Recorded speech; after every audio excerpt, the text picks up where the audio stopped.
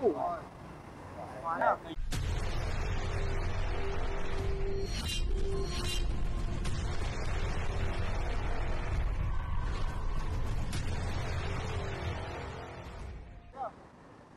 Phúc ơi.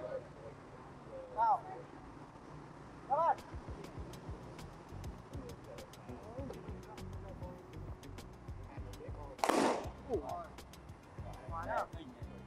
Mọi người để ý nhá, trận này tốc độ hơi cao. Trận này cao. Em ơi, ở ngoài bắt lỗi nhá. Ê. Tập trung vào, xanh ăn rồi.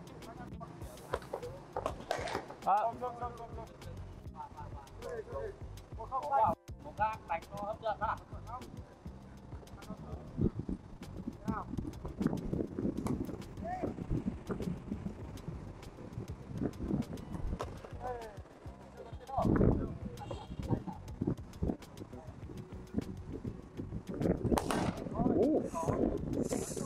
Đỏ trước thì đếm điểm đi. Cháu